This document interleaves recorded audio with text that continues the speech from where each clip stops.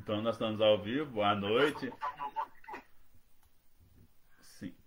Tem Não- jeito? Tem jeito de ir? Não, né? Nós estamos ao vivo já. Escutar o meu nome? Já estamos ao vivo? Já estamos ao vivo. Legal, ufa. E nós vamos participar nesse momento e outras pessoas também. Então, vamos contar um pouquinho sobre esse evento. É, esse evento que foi idealizado foi um estudante da UFA, Gales. Então, ele foi convidando várias pessoas que têm alguma ligação com a história aqui de Lavras e também pessoas que estudam história na universidade. E esse evento ele tem vários atrativos. Na abertura dele, no dia 8 de abril, vai ser lá na Casa da Cultura, às 18 horas e 40 minutos. Começa a abertura. E nesse momento vai ser apresentado três documentários em vídeo sobre temas aqui de interesse da nossa cidade. Então, o primeiro documentário é sobre dois patrimônios históricos aqui de Lavras que são... É curioso, porque são os patrimônios históricos menos conhecidos e o objetivo desse documentário é realmente que as pessoas passem a conhecer esses patrimônios. Eles são pouco conhecidos e exibidos publicamente, mas a intenção é que eles sejam efetivamente dispostos no seu lugar de origem, que é a Igreja do Rosário. Então, esses dois patrimônios que eu estou falando é uma imagem sacra, que é a imagem de Santana Mestra, que é a imagem original que ficava na Igreja do Rosário quando ela se chamava Igreja Matriz de Santana, que teve essa mudança de nome lá em 1917.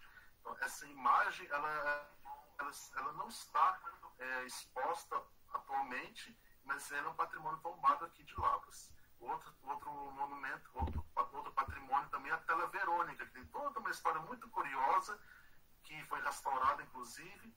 Então, esses dois patrimônios, a ideia é que eles voltem para o lugar de origem, que é a Igreja do Rosário, quando ela foi restaurada. O segundo documentário é a respeito da relação da comunidade negra com a Igreja do Rosário. E o motivo desse documentário é porque sempre me causou um tanto um estranhamento, porque dá muita ênfase quando fala da história dos negros no Brasil, dá muita ênfase à escravidão, como se fosse a única coisa que tem a ver com a contribuição deles para o Brasil. Mas não que a ideia da escravidão seja diminuída, mas não é só isso. Teve muitas participações dos negros na parte intelectual, na parte artística. E então esse segundo documentário vai ser sobre a contribuição da comunidade negra aqui em Lavras, com foco na Igreja do Rosário. O Vinícius levantou a mão? Não, pode continuar, cliquei sem querer aqui, pode continuar, por favor. Tudo bem então. Então é porque um dos motivos disso é que, pensa o seguinte: no passado não tinha máquina fotográfica, então a gente só tem o nome das pessoas. Então, às vezes sabe o nome da pessoa, mas não sabe como que essa pessoa era. E quando a gente vai estudar caso a caso, vai ver que muitas dessas pessoas do passado eram negros. Por exemplo, o primeiro promotor público de Lavras e também vários professores, artistas, eram negros. E esse fato é pouco conhecido da população e merece ser conhecido.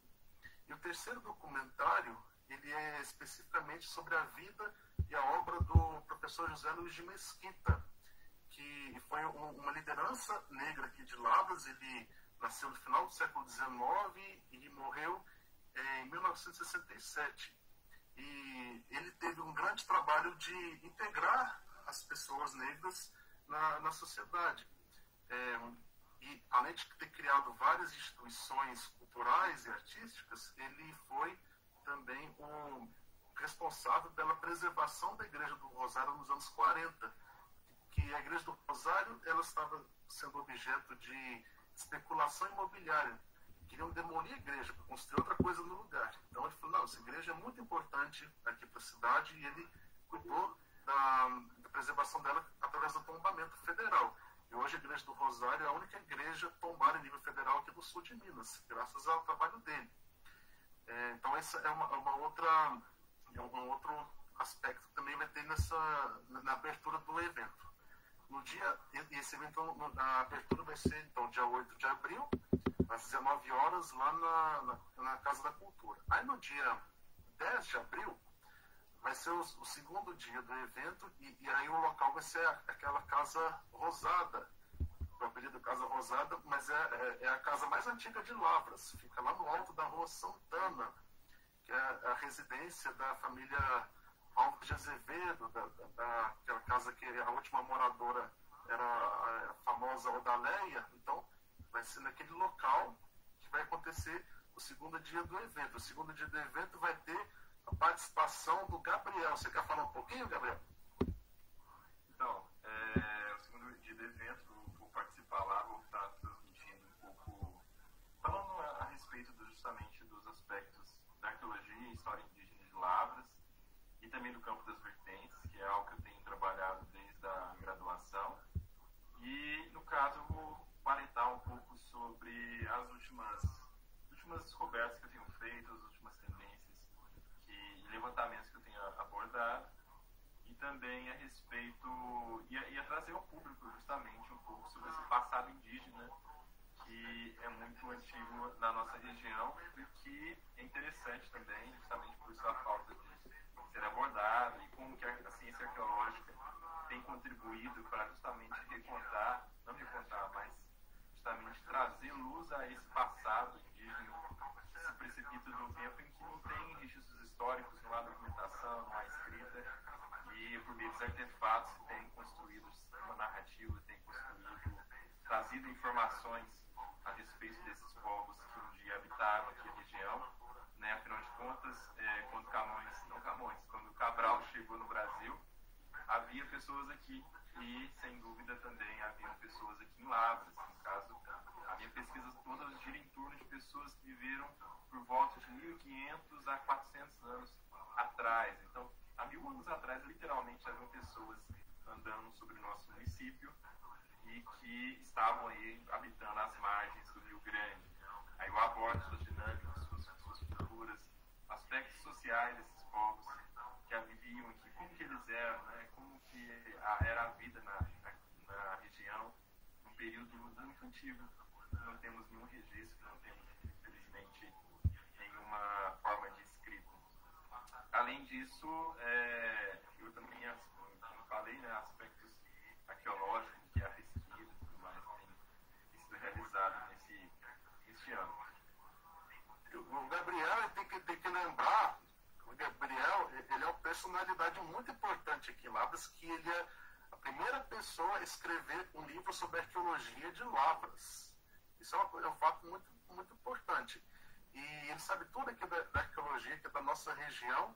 Esse livro que ele escreveu é um livro online. Então, todo mundo pode ter acesso a ele gratuitamente e fazer download, pode ler.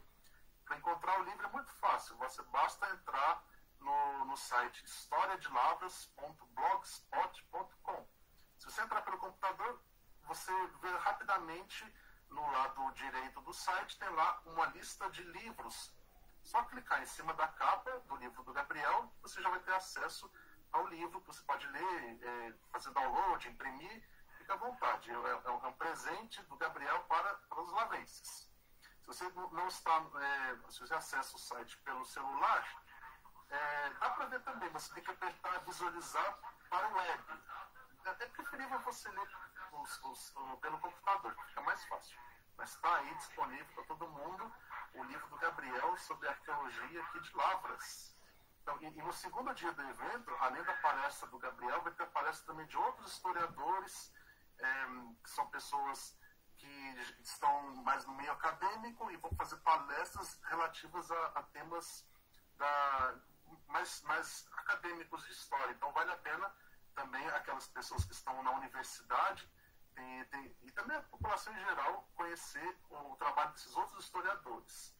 E isso é no segundo dia, no dia 10, então, de abril, lá na Casa Rosada. E no dia 11, aí vai ser o fechamento do evento, e E no fechamento do evento vai ter a palestra do Vinícius. Conta pra gente como é que vai ser, Vinícius. Eu vou falar um pouco da história da ferrovia em Lavras. A ferrovia quando chegou em Lavras e que fez aquele movimento de transformar Lavras de uma vila provinciana, né, como um grande marco da história de Lavras, quando Lavras deixa de ser a, uma vila provinciana e passa a ser a cidade polo na região. Aí no meu espaço eu vou falar sobre essa chegada da estrada de ferro aqui em Lavras e também com a chegada da estrada de ferro, a chegada dos presbiterianos. Então esse progresso que vem também com a chegada dos presbiterianos, a partir do momento também que eles vão começar a construção da escola de agricultura. Essa parte da história de Lavras, essa mudança da cidade pequena, né, para a cidade polo a partir da chegada da estrada de ferro da Oeste de Minas. Mas é muito legal. Inclusive o Vinícius também é autor de livros, né, Vinícius? Tá próximo aí, quer mostrar a capa deles? Isso, tem os dois livros. Só um instante que eu estou mudando a tela aqui. Tem os dois livros que eu lancei. Tem Historiografia Lavrense e tem o Carrancas de Laingá, Iluminária São Bento Abade, o Deserto Dourado da Estrada Real. Essa Historiografia Lavrense, inclusive, a capa é a Estrada de Ferro, né, os galpões lá das oficinas da EFON, que ilustra a capa, porque, assim, na minha consideração, foi um dos grandes marcos da história de Lavras, a chegada da ferrovia. E o outro é o Carrancas de Laingá, Iluminares São Bento Abade, o Deserto da Estrada Real, que fala da região das Carrancas de lá, da região do Deserto Dourado, no ciclo do ouro. Aí eu vou estar com eles também lá, quem quiser adquirir, eles vão estar disponíveis, o preço de custo de R$40, o valor de custo cada um é R$40, quem quiser adquirir vai ser nos 2 dias que eu participar também lá, eu vou levar eles para quem quiser adquirir, fazer a leitura. Então, R$40 cada livro? Isso, 40 cada. Então, um dia que você vai na pizzaria, a pizza está R$80. Olha só, em vez de comprar uma pizza, compra 2 livros. Vai ser um efeito muito mais positivo na sua vida. São livros muito bem feitos pelo Vinícius. Aproveitando também, eu vou mostrar aqui, tem esse aqui também, ó. Que é o História Geral de Lavras. Está um pouco espelhado a tela aí, mas vocês conseguem ver. Esse livro aqui que eu escrevi é a base dos documentários em vídeo que vão ser lançados. Então, claro, o documentário ele tem aspecto visual e tem todas essas características. Mas para conhecer mais aprofundadamente o conteúdo que os documentários apresentam, eu recomendo então a leitura desse livro. Está disponível à venda no Sebo do João, na banca dele também, nos domingos na praça, e também na Secretaria da Paróquia de Santana. Então, as pessoas interessadas poderão adquirir esses livros. E lembrando também que no último dia do evento vai ter também a palestra de outras personalidades aqui de Lavras, que vão falar um pouco da história aqui da cidade. Tem destaque também, tem os jornalistas, né, o Eduardo Sicarelli, o Passos de Carvalho, que faz trabalhos em genealogia muito interessantes. Então, vai ser um momento que todo mundo vai poder aproveitar bastante. Tem outras pessoas também, vamos depois a gente publicar a programação completa dele. E muito importante, como que faz para você participar do evento? Você tem 2 possibilidades. A primeira, basicamente, é ir aos locais onde o evento vai acontecer. Mas caso você tenha algum interesse em receber algum certificado de participação, que, claro, tem muita gente que às vezes está na vida acadêmica, sempre buscando certificados, contagem de carga horária. O Gabriel está fazendo doutorado, ele sabe muito bem disso, né? A gente sempre fica correndo atrás de certificados para lá e para cá. Então, para a pessoa participar do evento e receber o certificado, ela precisa se inscrever nele. Então, a inscrição é feita no site SIG da UFLA. Então, você entra lá no Google, escreve SIG UFLA. Você pode escrever no Google SIG UFLA Eventos. Vai aparecer a lista de todos os eventos da instituição. Procura lá o evento que é o UFLA Faz Extensão, o evento de história que é o encontro de história da UFLA. Você vai se inscrever, E se você já é da comunidade acadêmica da universidade, você já tem o SIG naturalmente. Se você não é da comunidade acadêmica da UFLA e quer participar e receber o certificado, você tem que fazer o cadastro de usuário externo. Agora, vou ser sincero, UFLA, se tem alguém de vocês ouvindo, é um pouco difícil fazer essa inscrição. Não tem gente que tentou fazer e não conseguiu fazer a inscrição. Eu acho que os técnicos aí têm que tentar facilitar um pouco a vida, porque não deu certo quem tentou se inscrever nisso, mas acho que já está sendo corrigido essa parte. E claro, isso se você quiser certificado. Se você não quer certificado e simplesmente quer ir lá pelo prazer, então será muito bem-vindo também nesses locais. Então, última vez, lembrando, dia 8 de abril, às 19 horas, a abertura na Casa da Cultura. E o segundo momento vai ser na Casa Rosada, no dia 10 de abril e também no dia 11 de abril. Então são esses 3 dias de eventos. E espero que vai ser muito bom esse momento e quem sabe ainda façamos mais. E é bom que a UFLA tem essa proposta de ter mais contato com a história. Pela história de Lavras, acabou que os arquivos principais de Lavras ficaram guardados na UFLA e esses arquivos eles são de fato do município, eles são do povo lavrense e acho que todo mundo tem que conhecer a história de Lavras e tem que aproveitar que a UFLA guardou bem esses documentos nos últimos 50 anos, mas não adianta só guardar, tem que mostrar também. Então espero que esses documentos o quanto antes estejam acessíveis à população para a gente conhecer mais da história da nossa cidade. Eu tenho mais livro para escrever, eu preciso dos arquivos para isso. Então, é o meu pedido aqui para a universidade. Enfim, vocês querem fazer mais alguma contribuição? Aqui tem um cronograma que eles enviaram. A abertura vai ser pelo professor Nogales. Depois tem o... Tem jeito de compartilhar, Vinícius? Não sei se for possível. Todo mundo já vê, você acha possível? Eu não sei. Tem sim, eu vou... Só um instante aqui, eu vou compartilhar ele Mais aqui. fácil, então vamos publicar isso depois no próprio Facebook, mas Isso. você pode ler.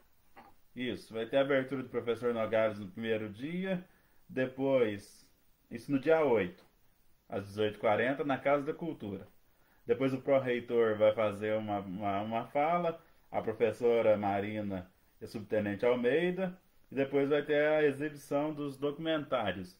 E nesse dia 8 vai ter a fala do Sebastião Azarias, que é o psicanalista contemporâneo, que vai fazer uma ligação, ele vai falar um pouco, brevemente lá, uma ligação da história com as influências no ser humano nos dias de hoje. Ele é um psicanalista atualmente, então ele vai fazer uma análise mais ou menos de como que o ser humano hoje em dia está influenciado pelo estudo da história, essa caminhada. Depois, no dia 10, as palestras vão ser às 19 horas na Casa Rosa, na Cincinnati de Pádua, né? Aquela casa grande que foi do Barão de Ingaí, né? Lá perto da Igreja do Rosário, não é isso? Do Barão de Ingaí é em frente. Tá. É o 1909, né? Que está escrito CSP, lá no frontão da casa, que é o Custódio Souza Pinto Júnior. Aham. É o pai do Altamiro Júnior, que é o lá da Vila Mariana. Certo. E o pai dele, que é o Custódio Souza Pinto Sênior, esse que era o Barão de Ingaí. Certo. Nesse dia vai ter lá na Casa Rosa, que então está na frente lá do lado direito de quem sobe a Rua Santana, né? No finzinho da Rua Santana, no Cincinnati de Pádua, vai ter a palestra do professor Eric, às 19 horas, o Ângelo Constâncio, 19h30, a Consolação e a de Fátima, que são as bibliotecárias, às 20 horas, Patrícia Paiva, 20h30, e o Lucas Canestre, 21 horas. 21h30 vai ter uma mesa aberta com a participação de todos que estiverem lá presentes, se quiserem participar, vai ter uma mesa aberta às 21h30. No dia 11, na sexta-feira, às 19 horas, também na Casa Rosa, no Casarão Rosa, na rua Cincinnati de Pádua. Aí vai ser a palestra de nós três, né? Começando pelo Gabriel, que vai falar da arqueologia, né? História indígena na região de Lavras. Depois, às 19h30, eu vou falar sobre a ferrovia em Lavras. Às 20 horas, o Wagner Gonçalves vai falar do patrimônio histórico e as memórias de Lavras. E às 20h30, o Cicarelli e a Gabriela vão falar de Lavras no período da ditadura, o relato de experiência. e depois tem a mesa aberta às 21 horas. A sua participação vai ser na exibição dos documentários do primeiro dia, né, Giovanni? É isso? Eu me confundi aqui? Isso, dia 8 de abril vai ser. Como cada documentário tem meia hora de duração, então os 3 documentários dão 1h30. Uhum. Então, esse primeiro dia vai ser só documentário. O segundo dia, segundo e terceiro são as palestras e as mesas redondas. Isso. Tem os destaques, que é a questão das enfermeiras da Cruz Vermelha no início do século passado, né?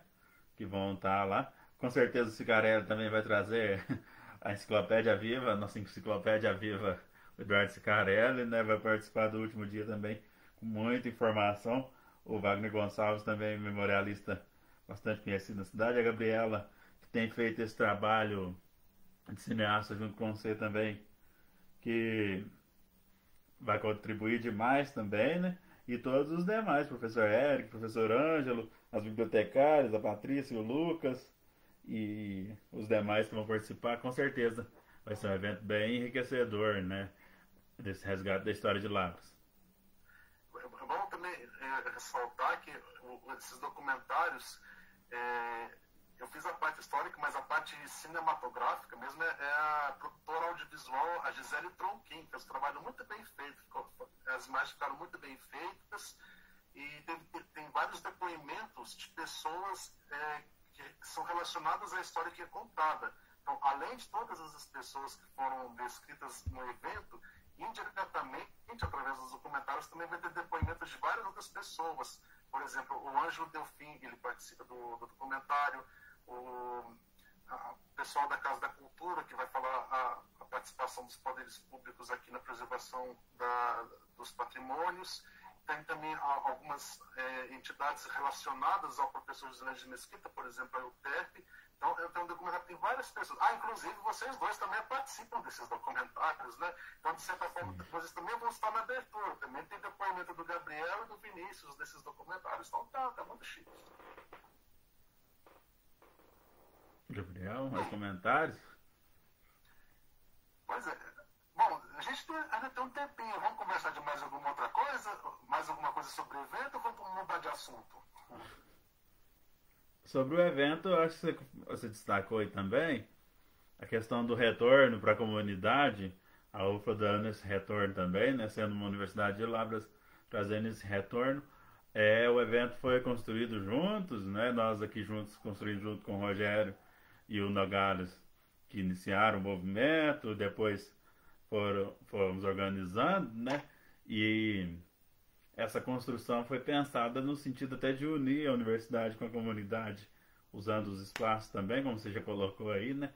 Acho que isso é importante a gente ressaltar esse movimento e essa necessidade da gente fazer isso, para quebrar o abismo que existe entre a comunidade. Às vezes a gente percebe, às vezes, um abismo da comunidade, entre a comunidade e a UFLA, no sentido de retorno, às vezes, dessas políticas públicas. Esse evento vai ser bem oportuno para a comunidade ver essa união que existe, né?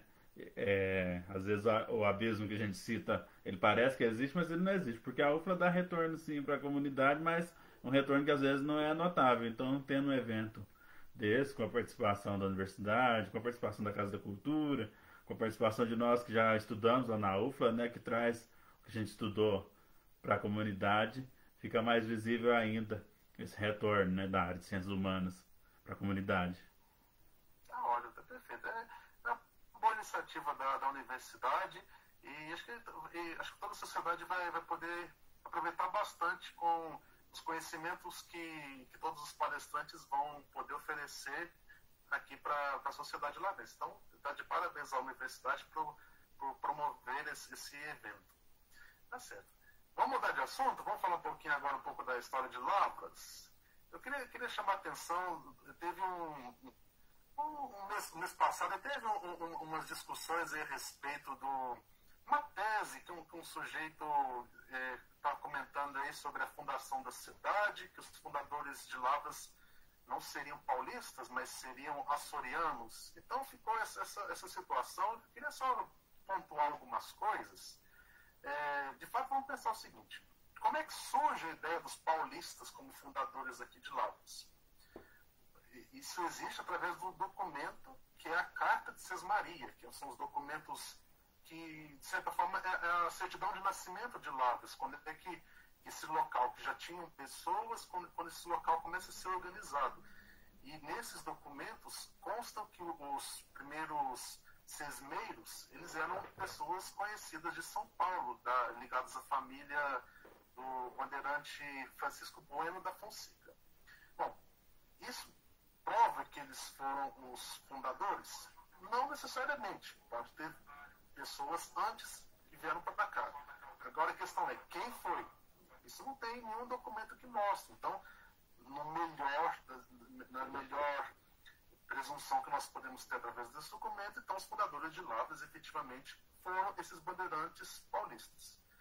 Porque fundador é aquele que chega primeiro. O que é colonizar a terra? Por definição, colonizar a terra é quando você vive dessa terra. Você não é só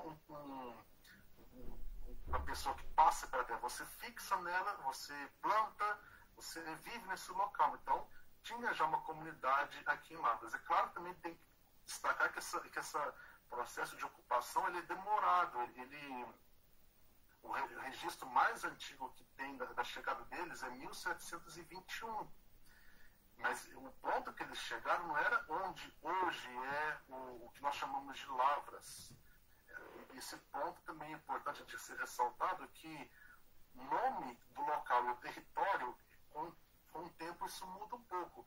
Se você pensa, hoje o que a gente entende como Lavras é que a cidade, o município. Mas se você volta no tempo, a freguesia de Santana das Lavras do Funil era um espaço muito maior, incluía Carrancas, incluía Varginha, incluía Itumirim, toda essa região era chamada de Lavras. E o ponto, quando chegaram os primeiros colonizadores daqui, era onde hoje seria o município de Ibituruna, na foz do Rosário Velho, segundo uma hipótese que é avaliada até por uma historiadora que faleceu recentemente, que é a Terezinha Rezende, lá de Tumirim. E também por quê? Porque existem documentos da época que mostravam que o sítio original era em Voturuna, que é a forma que as pessoas chamavam de Bituruna no passado. Desse ponto original, já passando pelo menos esse ponto original, em 1721.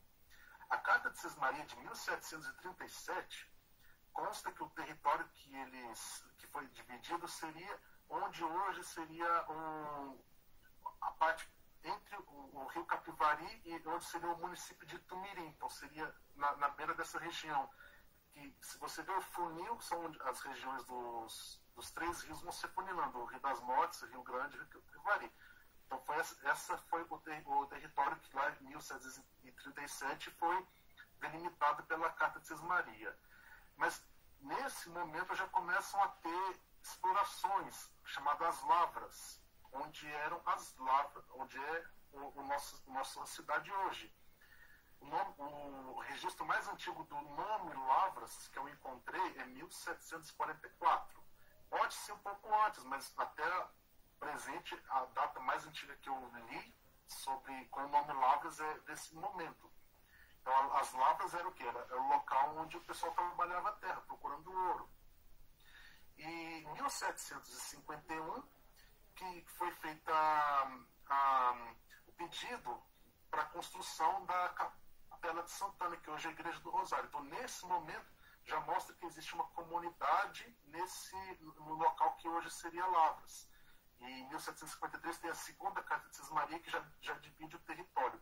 Então, Lavras seria esse pedaço, o que nós entendemos como Lavras seria essa região entre o Rio Grande até a Serra da Bocaina. Foi dividido lá em Sesmarias, se não me engano, são 9 Sesmarias, que inclusive constavam pessoas dos Bueno da Fonseca. E onde entram os açorianos nessa história? Claro, tinha açorianos aqui na nossa região, mas quando eu falo nossa região, eu estou falando aqui o sul de Minas e também o Campo das Vertentes. Tinha lá aquelas famosas 13 ilhoas, que muitas pesquisas genealógicas foram feitas, que eram senhoras lá dos Açores que vieram para cá e tiveram muitos filhos, e esses filhos foram se espalhando pela nossa região. Tinha açorianos e nabas? Tinha sim, se você também pegar, e graças ao professor Garcia, lá de Perdões, que ele fez a digitalização dos trabalhos lá do Ari Florenzano. O José Aleixo? Ué? José Aleixo, isso, né? Isso, o José Aleixo, ele fez lá o trabalho de transcrição do Ari Florenzano, e tem a lista de quem eram os primeiros batismos de Lavras. Então você vai ver que na lista dos primeiros batizados tem sim alguns açorianos, mas tem até argentino lá, que na época não falava argentino, falava Rio da Prata, né? Mas tinha gente do Rio da Prata aqui em Lavras, no passado. Quer dizer, falar que Lavras foi fundado por argentinos? Não. Mas tinha argentino? Tinha. Tinha açoriano? Tinha. Mas não é o primeiro. Então essa foi toda a polêmica que foi no mês passado. Então a questão é a discussão, o que é fundador, o que é povoador. Então o fundador é quem chegou primeiro. O povoador é quem está nessa primeira vaga, mas não necessariamente o primeiro. Então, era isso que eu queria pontuar. Vocês querem colocar alguma coisa também? Comentar também que muitas das vezes as pessoas olham para os bandeirantes como uma figura muito outsider, né? Uma figura à parte, aqueles que fossem grupos, sei lá, separados da colônia e sejam totalmente voltados para os sertões, longe de Deus e do mundo, né?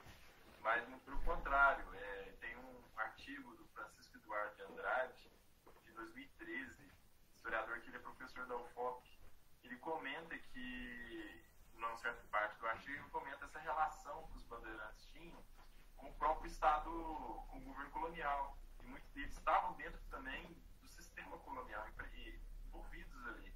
Da mesma forma, acredito que o Francisco Cândido da Fonseca, em um determinado momento, ele também esteve envolvido, ele está aí dentro da fundação de Lavras.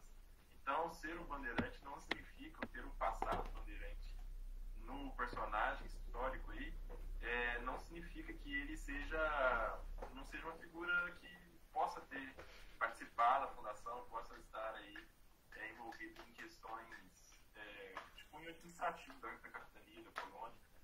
Mas, em todo caso, é bem curioso isso mesmo, o fato de que tenha uma diversidade de pessoas aqui, né? Vale lembrar também que em Minas Gerais, ao longo dos 1700, não era apenas um grupo de portugueses que veio para cá, mas uma diversidade de pessoas de vários cantos do Império Colonial Português que veio nessas regiões, nessas porções da capitania oriental, justamente em busca, né, das riquezas auríferas, né, em busca das riquezas minerais do ouro. Então traiu gente do lado. A gente não pode esquecer disso também. E aí, no caso, os registros mostram isso, né? O cara lá da Bacia do Prata, hispânico, falando castelhano, veio estar aqui entre nós, né? Esse seria um trabalho legal de fazer. Dá um trabalho danado, mas seria muito legal de fazer como se fosse um censo demográfico de Lavras no século XVIII. É possível, tem fonte para isso. Vai dar um trabalhinho, né? Mas é possível de tentar rastrear quantos que eram de São Paulo, da capitania, né, de São Paulo, quantos que eram de Portugal, quantos eram dos Açores, quantos eram lá da região do Porto, que tinha muita gente lá do norte de Portugal, aqui na... igual o Jesus Matozinhos, né? O Jesus Matozinhos, na Igreja do Rosário, ele é sintomático em relação à presença de portugueses do norte de Portugal, né? Pois é. Tem toda essa possibilidade de observar. Outra coisa também, isso, como historiador, eu observo que às vezes os historiadores não estudam muito genealogia, não gostam muito desse assunto, mas muita coisa é explicada quando você vê genealogia. Que é uma coisa curiosa, é que muitos bandeirantes, muitas pessoas de São Paulo que vieram para cá, tinha casamentos mistos. Então era o homem português e a mulher paulista. Se você for vendo os casamentos que tinha aqui, principalmente no início do século XVIII, é constante. Era o sujeito que veio lá de Portugal, veio sozinho, aventureiro, vinha para cá para procurar ouro e criava uma família com uma pessoa que já estava na terra. E quem estava na terra? Paulista. Então, tem muitos casos disso que a gente deve observar quando vê a genealogia desses fundadores aqui da cidade. Ô, Giovanni. Da região, né? E vale lembrar também a Guerra dos Emboabas, que a nossa região, no Campo das Vertentes, foi palco deflagrado desse conflito civil. Foi uma guerra civil travada entre portugueses e bandeirantes, isso lá em 1706 e 1709. Então, por que motivos não haveriam pessoas também, né, tanto poceiros como bandeirantes também, perambulando onde hoje é o município de Lavras? Então, afirmar no sentido de que não haja pessoas anteriormente, ou mesmo que não tenha sido um explorador de cunho como os bandeirantes, é meio complicado. A possibilidade é alta, né, no caso. Mesmo que não haja documentos e tudo mais, mas a gente entende que eles estavam aí na região, sem dúvida. Carrancas é um pouco mais antigo que Lavras. Já tinha pessoas em Carrancas pelo menos desde 1715, da família Toledo Pisa. Inclusive, pelo sobrenome, eles eram de São Paulo, mas eram famílias da Espanha. Então, olha que curioso. Lembra da União Ibérica, né? Quando Portugal e Espanha estavam sobre o mesmo rei. Então, muitos espanhóis foram para São Paulo. Inclusive, a família Bueno também. Se você vê, a família Bueno, a origem dela é de Sevilha, lá da Espanha. Veio aqui no Brasil no século XVI. E tem também a questão da miscigenação que vai acontecendo também. Não deixa de acontecer. Vez ou outra, os portugueses foram misturando com os indígenas. Vai vindo todo esse movimento. Eu acredito que a gente parte do pressuposto, né, desse pressuposto que a gente coloca e aceita na história de Lavras, dos Bueno da Fonseca, até propriamente para ser didático também, porque se a gente for começar a fazer um levantamento de quem foram os fundadores muito detalhado, a gente perde a didática, cria uma coisa muito erudita que ninguém vai ler, que ninguém vai entender e que não vai condizer com a história, né? A história ela é bem dinâmica. Então eu acredito sim que a gente precisa partir de um ponto. Não dá para ficar... vamos supor que se tivesse 300 pessoas aqui na região, 300 pessoas, se a gente for citar esses 300 como fundador e destrinchar um por um, para nós da pesquisa é bom, é prazeroso, mas para o povo que lê, para o povo que quer conhecer a história de Lavras, acho que não faz sentido, né? Então partir dos Bueno da Fonseca eu acho que é o mais prudente, o mais sensato e o real da coisa, né? Quer ver um plot twist no assunto? Se você olhar a genealogia do Francisco Bueno da Fonseca, ele também tem ancestrais dos Açores. E aí? Ele Então. também tem ancestrais indígenas. Também tem ancestrais judeus. É muito misturado. Aí é uma coisa interessante aqui da história do Brasil, né? Sempre teve essa miscigenação. Inclusive, o Gabriel pode falar um pouquinho mais sobre isso daí, mas a língua que o pessoal falava aqui quando chegaram não era exatamente o português. Falava muito a língua tupi, que era a língua geral. Você lembra, Gabriel? Então, né, aí tem a questão, os bandeirantes, né, como o Vinícius comentou, eles são o resultado dessa mistura com os indígenas. Eles são justamente um produto da terra. E o bandeirantismo, né, os sertanistas, eles são caracterizados justamente por esse aspecto indígena. Né? Eles eram falantes, só para você ver, em Lavras, com certeza, tinham pessoas que falavam uma mistura de tupi e português, que era Yancatu, a língua geral paulista. Então, que foi proibido por Marquês de Pombal, o famoso Marquês de Pombal, mas ele acabou proibindo isso. Mas tem a possibilidade, né, a gente não sabe, alguns nomes da nossa região, tem nomes que a gente foi relegado ao presente, como nomes de origem tupi, né, Gupiara. O Giovanni vai falar vários aí, que agora minha cabeça está faltando, mas tem Macaia e várias outras localidades aqui da região que são justamente ver a raiz justamente do tupi. Mas, além do fato também de alguns nomes serem de origem realmente de 1950, 1920, e tinha todo um processo modernista na época de nomear, a questão do Macunaíma e os processos da época culturais, os próprios fundadores não, mas os próprios bandeirantes, eles também nomearam várias localidades daqui, de acordo com a sua própria língua, que essa língua, como por dizer, uma língua mestiça, né? Uma língua misturada entre o português, várias palavras que iam e vinham entre português e tupi. Mas é muito legal esse aspecto, né? Justamente buscar, seria uma pesquisa muito interessante também, buscar os nomes e não seria topônimos, não? Toponímia. Isso, justamente esses nomes antigos e ver a partir que eles surgiram e tudo mais, e, enfim, seria muito interessante. Tem Uns nomes curiosos. Quer falar, Vinícius? É só complementar, e depois você pode falar de novo, por favor. Continuar, que eu lá achei interessante você ia falar dos nomes curiosos. A Maria da Graça Menezes Mourão também, né, que faleceu semana passada, ela, na pesquisa dela, a historiadora, sobre Carrancas, ela fala do baiano Inácio Franco Torres como um dos fundadores de Carrancas, que construiu a igreja e tudo mais, depois dos Toledo Pisa, né, o Inácio Franco baiano, então veio da Bahia, não veio direto de Portugal para cá, né, ele para primeiro da Bahia para depois vir para cá. Então tem toda essa miscigenação, não somente portuguesa, que a presença não vai ser só os portugueses vindo direto das caravelas para cá, né? Eles vão parar em outros lugares para depois irem para cá. Pode continuar, que você estava falando dos nomes históricos.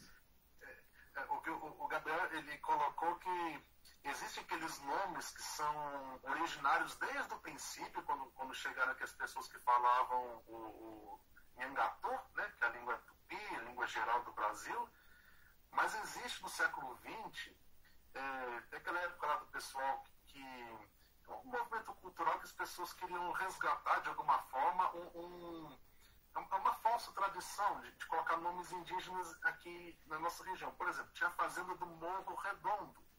Então, aí tinha essa fazenda e o pessoal falou, mas vamos transformar esse Morro Redondo para Tupi, para ficar algo mais nativo, vamos dizer assim. Aí a fazenda do Morro Redondo virou Itirapuã, que é um local aqui de Lavras, né? Uhum. Então todo mundo acha que Itirapuã que esse nome está lá desde o século XVIII. Não, ele foi reconfigurado aí no meados do século XX. E Tumirim também passou por isso? Oi? E Tumirim também passou por esse processo? Tumirim também. Tumirim não chamava de Tumirim no passado, né? Era a Vila da Coruja, né? Era a Conceição, era o... Vila da Coruja? Tinha uma época que era... Rosário do Rio Grande? Rosário do Rio Grande? É Nossa Senhora do Rosário do Rio Grande, né? Que inclusive tem o povoado lá de Rosário. Mesma coisa também com Itutinga, que era Santo Antônio da Ponte, Jaci, que era Nossa Senhora da Conceição do Rio Grande. E Jaci também foi Macaia, né? Até, assim, vamos pensar até recentemente. Macaia era em Jaci, né? Agora, Macaia, por outro lado, já é um nome antigo. Então, mas a povoação com o nome Macaia era onde é hoje Jaci, né? Antes de ir pro distrito lá, pro distrito de Macaia atual.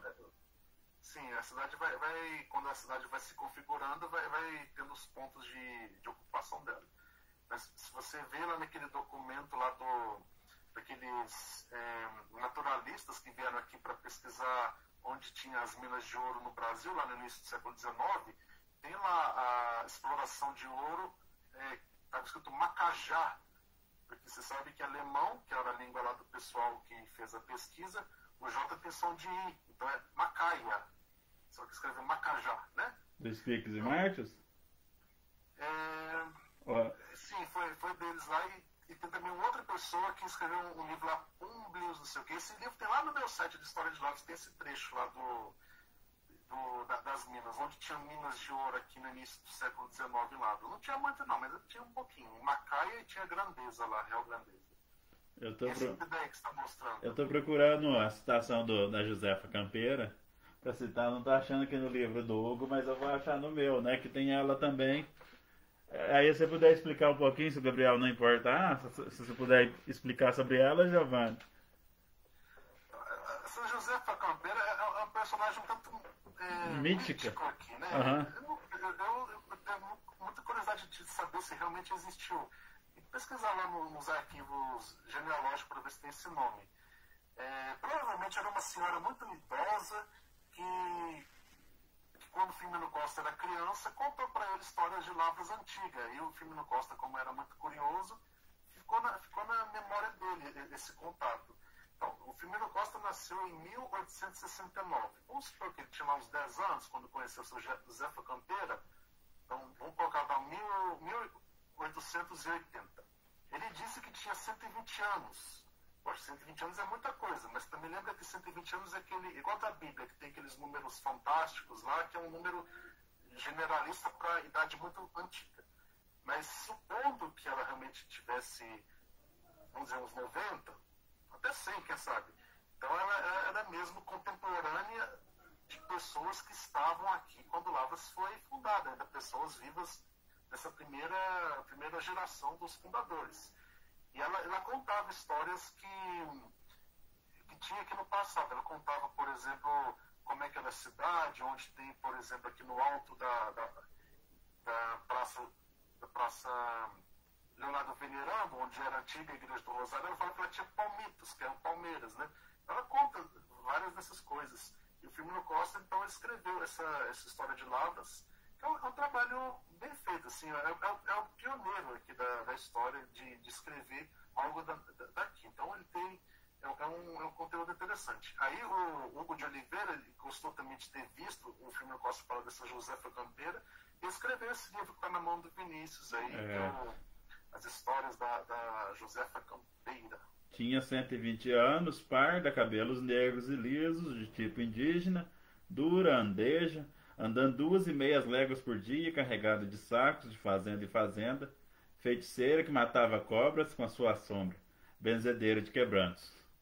É uma personagem, assim, mesmo que mística, bem marcante na história, né? Importante. Pois é, os meus alunos lá do Sudeste vão fazer uma peça de teatro com a Josefa Campeira aí, mas é um spoiler de coisas que vão acontecer no meio do ano, mas fica o spoiler aí. Nós temos mais 8 minutos. Temos mais quantos minutos? 8. Ainda tem um tempinho ainda. E mais? O que vocês estão fazendo ultimamente? Estão pesquisando muita coisa aí? Gabriel. O Gabriel está lá no doutorado dele, né? Pois é. Eu estou preparando a biografia do Monsenhor Valdir Henrique Mancini de Luminárias para lançar esse ano ainda, se Deus quiser. Ah, bacana. Então, sempre fazendo essas pesquisas.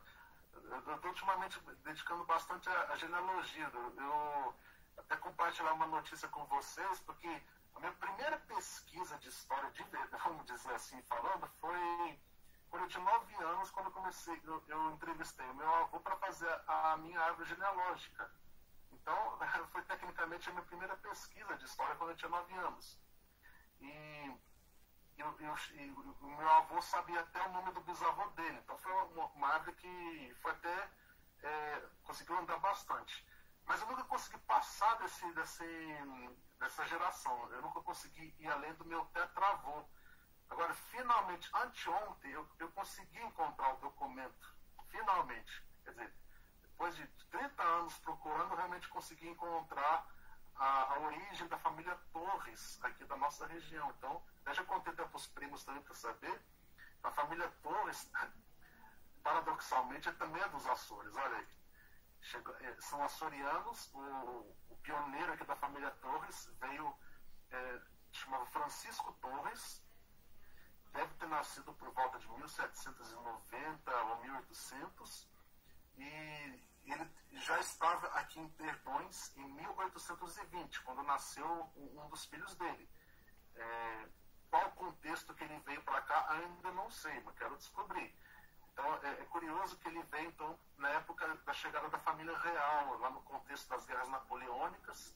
Então, por algum motivo, ele saiu lá dos Açores e veio parar aqui em Perdões.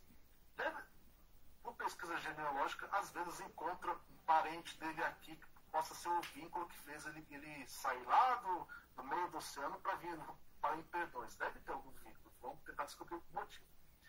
Eu finalmente consegui encontrar essa fonte através do inventário que estava lá no site Family Search. Quem não conhece esse site, vale a pena conhecer. É um site de pesquisa genealógica, gratuito. Basta você fazer o cadastro lá. Se você já tiver alguns dados da sua família, quiser preencher, às vezes você encontra um primo seu que já fez alguma pesquisa, aí só abre, só vai crescendo. Então é bem curioso. Dá para chegar até no Adão. Não é piada não, dá para chegar mesmo, até no Adão. Quando vocês vão cadastrando os nomes lá, se você achar. Porque todo mundo, no final das contas, todo mundo é primo de alguma forma.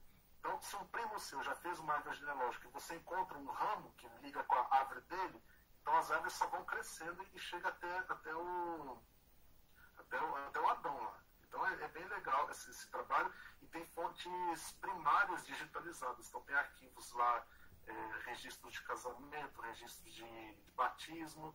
Eu encontrei, por acaso, lá um inventário do Francisco Torres, e na época ele estava morando na fazenda do Campo Alegre. Aparentemente essa fazenda do Campo Alegre hoje é um município de Campos Gerais. O que ele está fazendo lá não sei, quero descobrir, vou tentar descobrir. É muito legal, eu estava lendo lá o inventário dele, parece que ele tinha um escravo e quando ele morreu, automaticamente o escravo foi alforriado. Então tem muita coisa curiosa, que é grande também, tem mais de 100 páginas, eu estava vendo, é bem divertido fazer essas pesquisas. Vocês já fizeram a árvore genealógica de vocês? Alguém de vocês? Ainda não. Eu também não. Vai ter que fazer isso. Mas eu já fiz o sample lá de DNA aqui da ancestralidade. Isso é legal também. Legal. Mas é interessante ver essas ramificações, todo esse entrelaçamento de pessoas e tudo mais. Você vê como todo mundo é primo, né? E essa é um pouco da história orgânica, por assim dizer. Foi interessante. No passado lá, você tem compreensão, né? Que aqui um dia teve, no caso de Lavras, né, teve 20 mil pessoas, 10 mil pessoas, 5 mil pessoas, e ali vai indo pessoas de fora, então tem toda uma dinâmica muito curiosa. Isso que o Gabriel falou é uma alternativa a você que é curioso, mas não tem tempo, ou às vezes não sabe como fazer pesquisa documental. Outro caminho para você saber as suas origens é simplesmente fazer um teste de DNA. Fazer a propaganda aqui, é um site que chama Genera. Então, esse site, você compra um teste de DNA. Como é que é esse teste? Eles vão mandar para você um kit. Esse kit basicamente tem um tipo de um cotonete que você passa na boca e através da sua saliva, eles vão pegar o seu DNA e vão fazer uma análise dele e vai, através de comparação, vai ver de onde vieram seus ancestrais. É muito interessante isso. Então, e você descobre ancestrais que você nem imaginava que tinha. Não nome de pessoas, mas pelo menos regiões. Então tem pessoas que tem as pessoas que vêm lá da Ásia, lá da América do Sul, da África, da Europa. Então tudo isso mistura muito. Para encerrar a live, né? Só fechando o assunto da Fundação de Lavras, dos bandeirantes e tudo mais. A história é muito complexa, ela nunca é algo simples, é batido. O cara chegou aqui com a bandeira e foi e definitivo, muito pelo contrário, o mundo é muito mais complexo, difícil. E quando a gente recua no passado, cada vez fica mais complicado de conseguir alguma fonte, alguma informação. Eu que pesquiso as populações humanas que viviam aí há 1.500 anos atrás, aqui na região de Lavras, no caso, é uma dificuldade tremenda.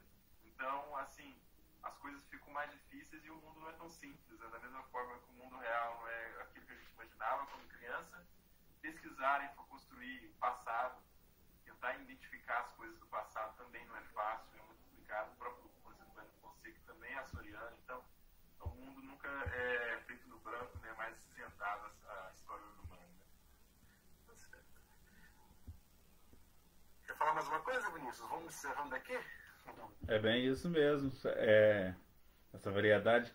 Duas coisas boas que a gente está vendo. Está tendo notícias que o Museu Bimoreira vai ser